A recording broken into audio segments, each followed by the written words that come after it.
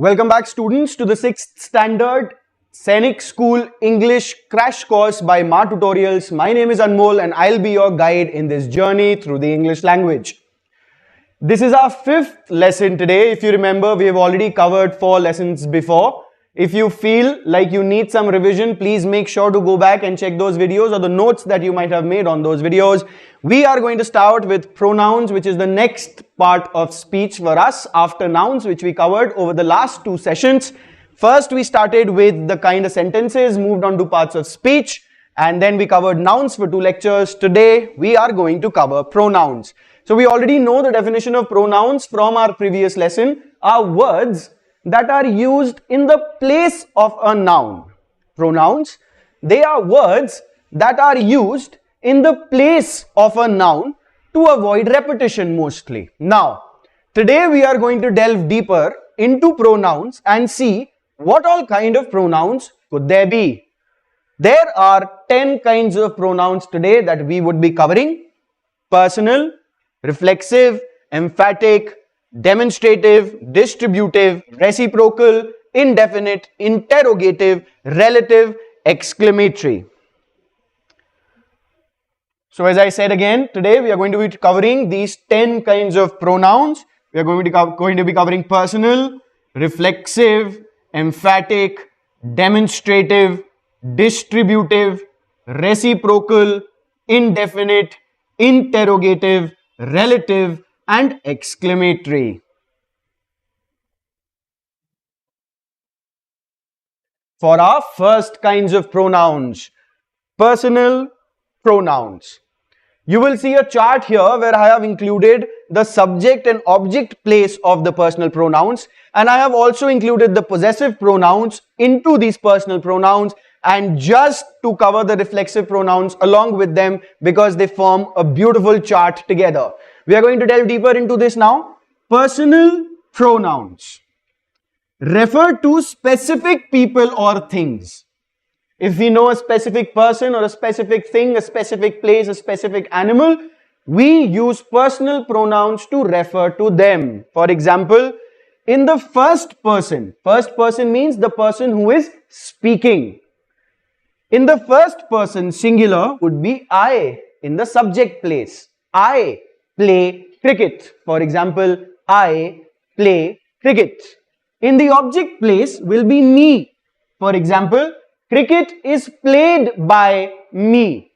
Cricket is played by me. The possessive pronoun is mine. The ball is mine. The bat is mine. And the reflexive is myself. But I cannot play cricket by myself. I cannot play cricket by myself. Now if we come to the first person plural, where I am not alone, I have a team with me, I will not use I anymore, I will use we. We play cricket. My team and I, we play cricket. Cricket is played by us. When it comes in the object place, it changes to us.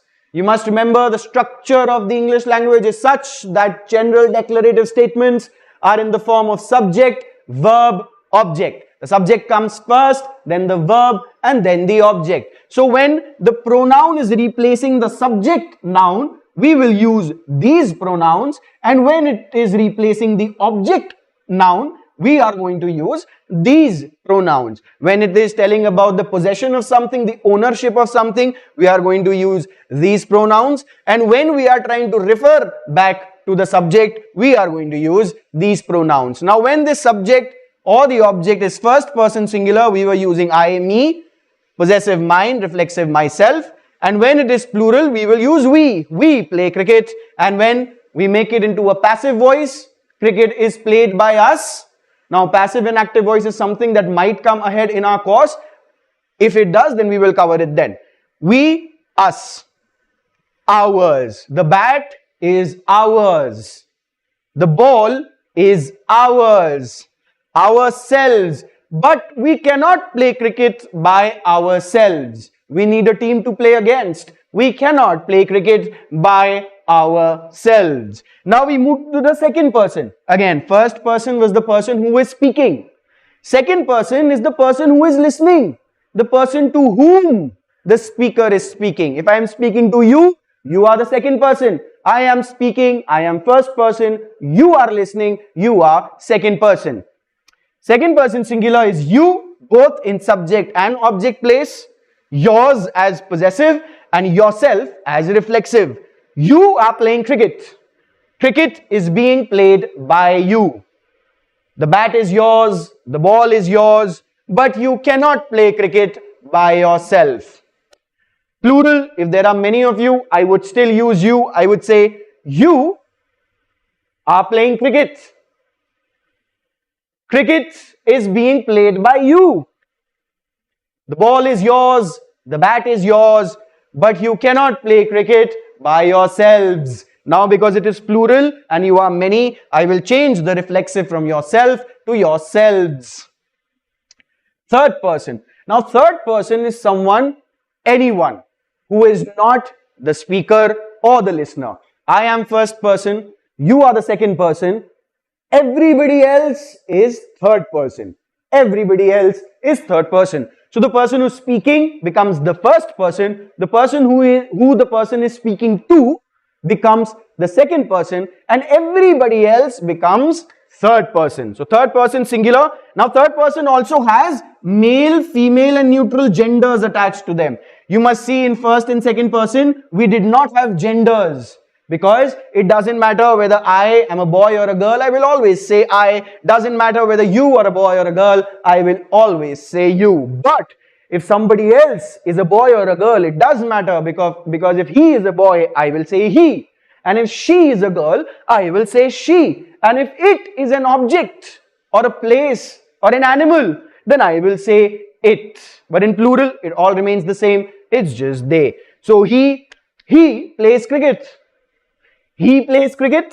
He becomes him in the object place. Cricket is played by him. Cricket is played by him. The bat is his. The bat is his. The ball is his.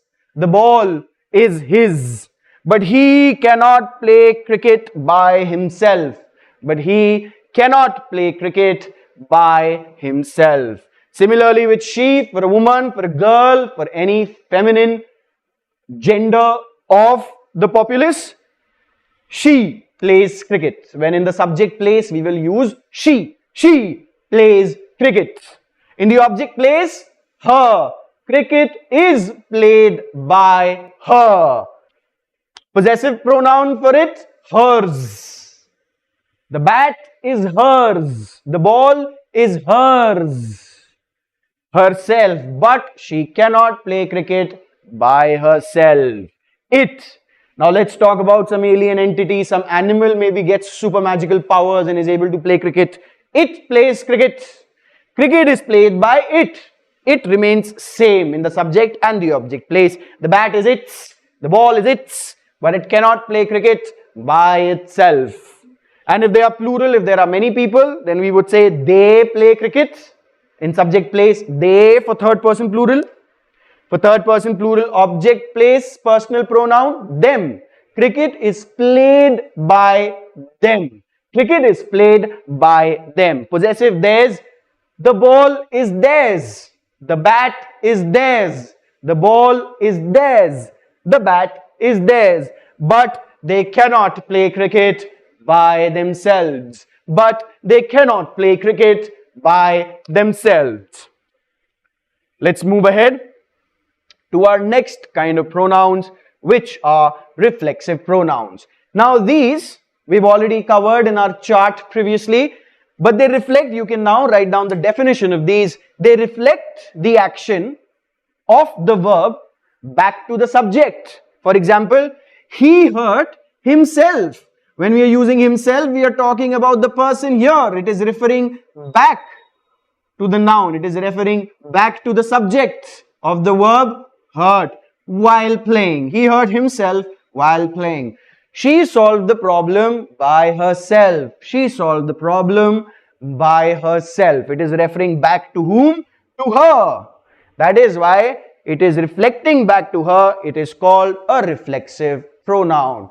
Like previously we did, I cannot play cricket by myself, we cannot play cricket by ourselves, you cannot play cricket by yourself, he cannot play cricket by himself, she cannot play cricket by herself, they cannot play cricket by themselves. So reflexive pronouns, all of them.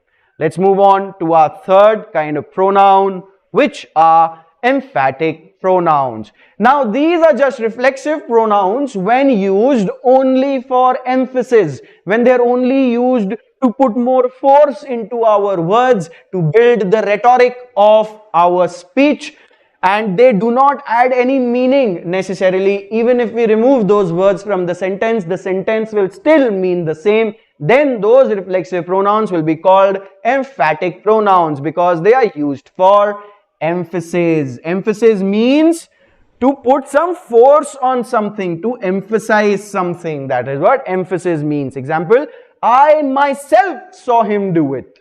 I myself saw him do it. Now let's say if we remove myself, I saw him do it. It still means the same.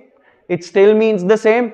So the addition of myself here was only for emphasis. I myself saw him do it. That is why here these reflexive pronouns are called emphatic pronouns. He himself said so. He himself said so. Even if we remove himself, he said so. Same meaning. The town itself is not very large. The town itself is not very large. The town is not very large still means the same. Hence it is an emphatic pronoun. Quick revision. We started with personal pronouns, where we covered them in the subject, object and possessive place. When they come in the subject place, when they come in the object place, and when they are denoting to a possession. And we also covered the reflexive pronouns there. We learned about first, second and third person, the difference between singular and plural, and in the third person the difference between the genders as well. Then we moved on to the reflexive pronouns that are called such because they reflect back to the subject of the verb. Then we moved on to emphatic pronouns, which are just reflexive pronouns when used only for emphasis, when they do not add a meaning but only emphasize something. We'll move on to the next one, demonstrative pronouns. These are used to point to specific things. This, that, these, those. So this and that, singular, these and those, plural. And that is what these demonstrative pronouns are. For example, this is your result. This is your result. That is the Red Fort. That is the Red Fort somewhere in Delhi. This is my book. I don't have it with me, but trust me, it is. This is my book. What is that? What is that? And what is that? Alright. And those are very delicious sweets. Now those I can see are very delicious sweets. This, that, these and those. Let's move on to our next kind, distributive pronouns.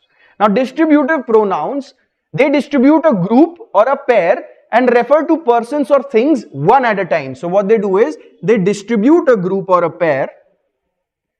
They distribute a group or a pair and they refer to persons or things one at a time. So if there is a group or a pair, pair means two, group means more than two. So they are used mostly for more than, when there are more than one things that we need to refer to. So they distribute a group or a pair and refer to persons or things one at a time. Therefore, they are singular and take singular verbs. Now, though they are referring to the group or pair, but they are referring to them one at a time. That is why they are always used as singular pronouns and they take up singular verbs. The examples are each, every, either, neither, anyone, no one, none, etc. These are each, every, either, neither, anyone, no one, none, etc. So examples of using these, each of these books is to be sold. This extra O is incorrect here. Please make sure to not copy this. Each of these books is to be sold. either of these computers can be used. So here each of these books is to be sold. That means every book needs to be sold. We need to sell all of the books. Either of these computers can be used. That means there are two computers and I can use either of them. I can use this or I can use this. None of the students could solve it. None of the students could solve it. All the students that were in the class, none of them could solve the question. It was so difficult. Now you must make a note here that of is often found after distributive pronouns. You must see it is often found, of is often found after distributive pronouns. Alright, let's make a quick revision. We started with 10 kinds of pronouns, listing them down. Then we moved on to personal pronouns, where we covered the personal pronoun in first, second and third person, in singular and plural, along with their genders in the third person, in the subject place and the object place and the possessive place. And then we also compared them to the reflexive pronouns, which are so called because they reflect back to the subject of the verb. And then we moved on to emphatic pronouns, which are just reflexive pronouns when used only for emphasis and do not add any meaning. Then we moved on to demonstrative pronouns, which are this, that, these and those. These are used to point out to things. One thing in particular this, one thing a bit far away that, many things near me these, and many things far away those. Then we moved on to distributive pronouns, which are such called because they distribute a group or a pair and refer to persons one at a time. And since they refer to them at one at a time, they are always used as singulars and they take singular verbs. For example, each, every, either, neither, anyone, no one, none, etc. And we did some examples and made a note that of is often found after distributive pronouns. Let's move on to reciprocal pronouns, our next kind. They indicate a mutual action or relationship between individuals. So, two individuals, if they have a mutual relation between them, that is what they are trying to indicate. Then we use reciprocal pronouns. For example, each other and one another. The two of them love each other. The two of them love each other. So it is indicating a mutual action or relationship between the individuals. Indicating a mutual action or relationship between individuals. The two of them love each other. Vijayashri, Krishna and Garima helped one another. Now all three of them, what they're doing? They're helping one another. They're helping one another. So again, it is indicating a mutual action or a relationship between individuals, between these three individuals here and between these two individuals there. That is how it is used. So each other for two people, one another for more than two things. Let's move on to our next kind of pronoun, which is indefinite pronoun. Now, indefinite pronouns refer to non-specific or unidentified people or things. For example, if you are not sure how many or which or who you are referring to or what you are referring to, then you use indefinite pronouns like all, some, one, many, few, somebody, nobody, etc. When you use these pronouns, you do not necessarily know exactly who you're talking about, but just you're making a statement about a general populace. So refer to non-specific or unidentified people or things. We'll do some examples. Do good to others. Do good to others. So I'm not talking about any particular person. I'm just talking about others in general. Hence, it is an indefinite pronoun. Did you ask anybody to come? Did you ask anybody to come? Anybody here not referring to a particular person? Any indefinite person. Did you ask anybody to come? Many have been failed. Many have been failed. Sorry. Many have been failed. So many here again not referring to particular identified people, but many in general. They're saying that there are many people who have tried and many people have been failed in this examination by the examiners or the checkers perhaps. None will come. Invigilators will not fail you. Invigilators will only invigilate. None will come to help you. None will come to help you. None will come to help you.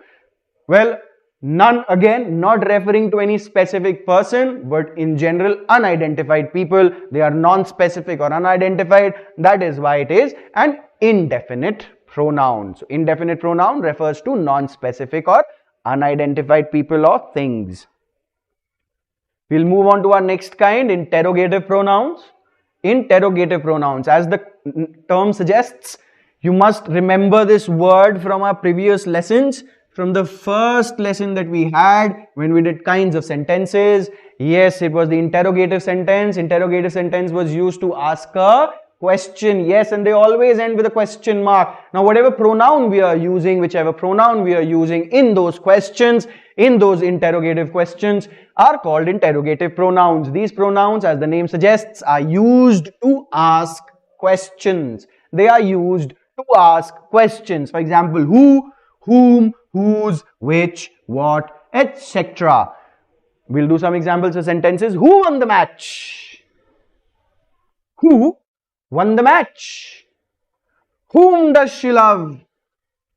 Whom does she love? Now, how do you recognize whether you use who or whom? Check what the answer is. If the answer of it is a subject place pronoun, then you will use who and whom for object. For example, if I say who won the match, I won the match, you won the match, he, she, they won the match. All of them are subject place personal pronouns from the first slide.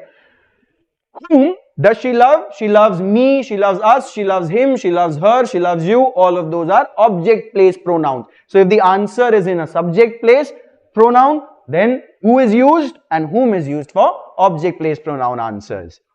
Which of these pen do you use? Which of these pen do you use? Which of these pen do you use? What will all the neighbors say? What will all the neighbors say?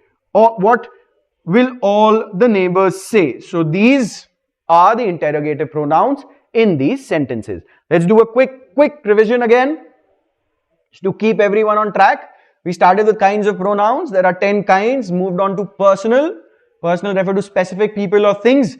They have first person, second person and third person in them, singular and plural. Third person also includes male, female and neutral. They are in the subject place and object place. There are different pronouns. Subject place pronouns are thus, object place pronouns are thus, and possessive. For possessive pronouns of the same persons in plurals are thus. Reflexive pronouns can also be distributed into first, second and third person, singular, plural and gender based in the third person singular. Hence I put that in this chart as well. Reflexive pronoun, we moved on to reflexive pronoun. They are such called because they so called because they reflect the action of the verb back to the subject. He hurt himself while playing. She solved the problem by herself. Moved on to emphatic pronouns, which are just reflexive pronouns when used not to add any meaning but only to lay emphasis. They are used for emphasis. Then we moved on to demonstrative pronouns, which are this, that, these and those. They are used to point to specific things. Distributive pronouns, they distribute a group or a pair of people or things and refer to persons or things one at a time.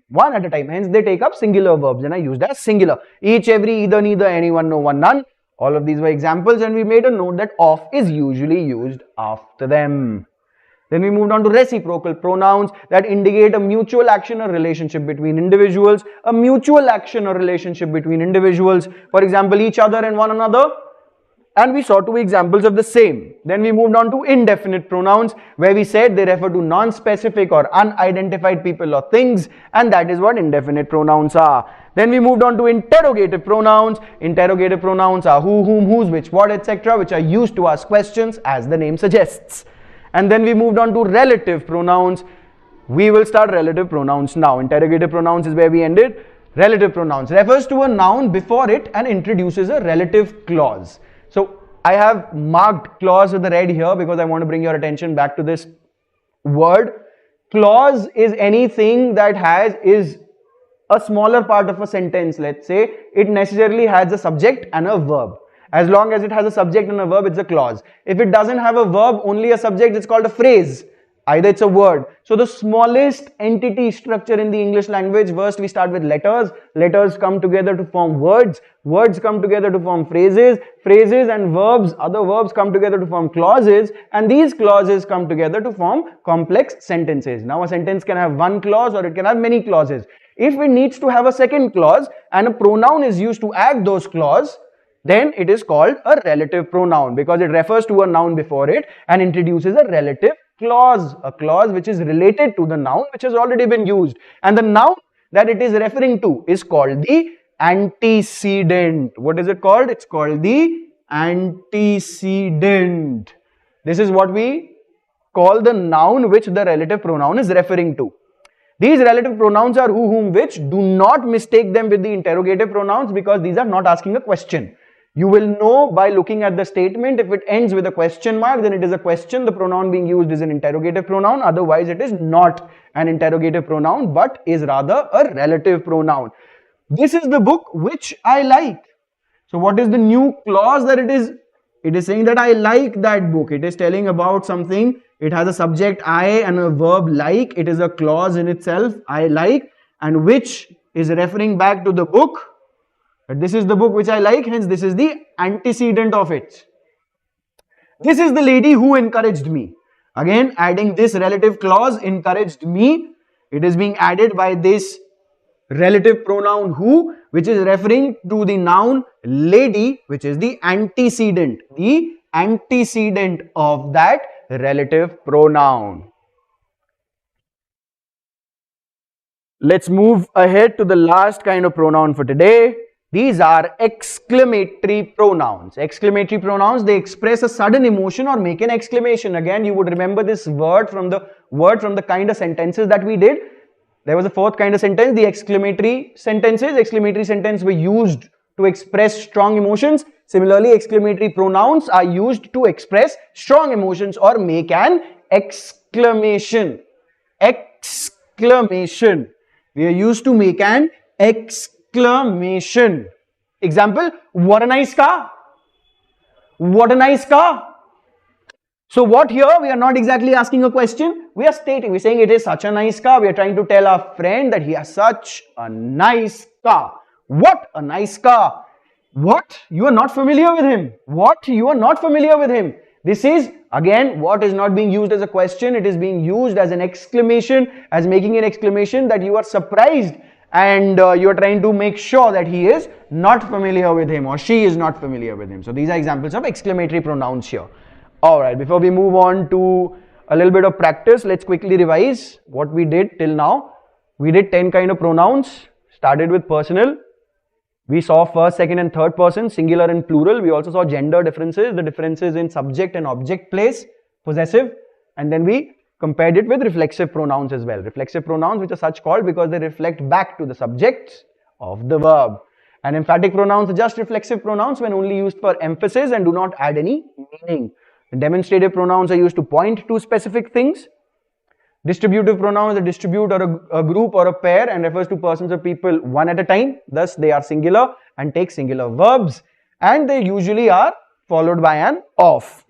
Then we have reciprocal pronouns. They indicate a mutual action or relationship between individuals. Moved on to indefinite pronouns which refer to non-specific or unidentified people or things. Hence, they are called indefinite pronouns. Then we moved on to interrogative pronouns, where these pronouns are used to ask questions, hence interrogative pronouns. Relative pronouns, which are used to introduce a relative clause, which is related, a new clause which is related to the noun. Like which and who we saw here.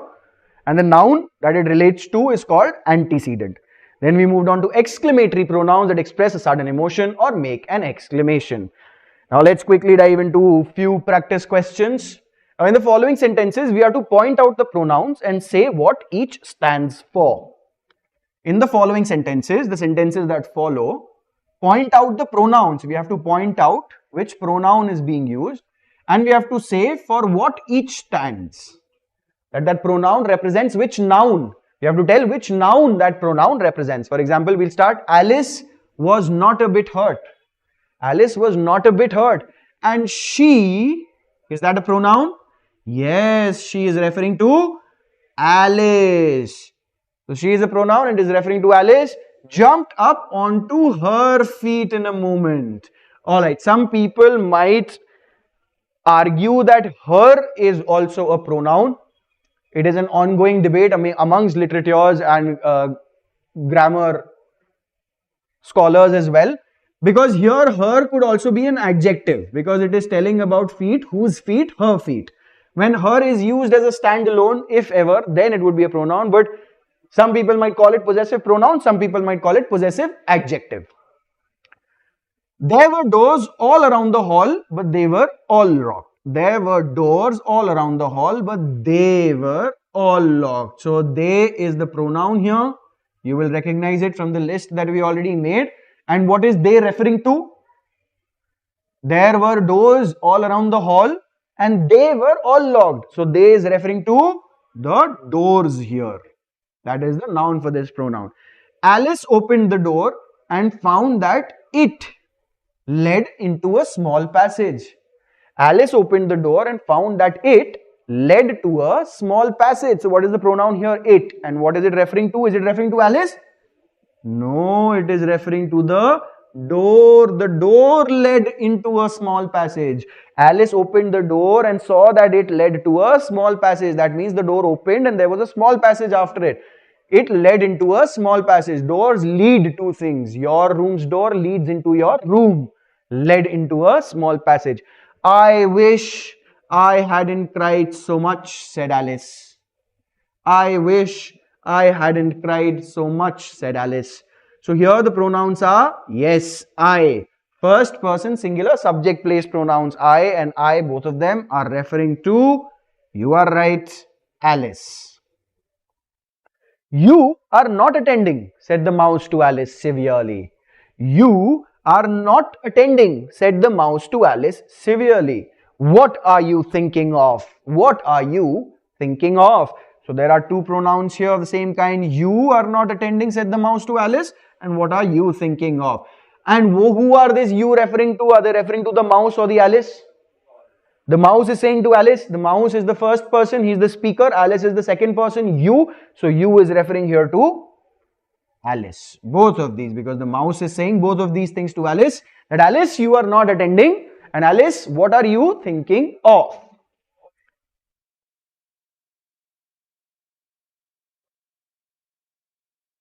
And for the last 5, come back, the caterpillar called after her.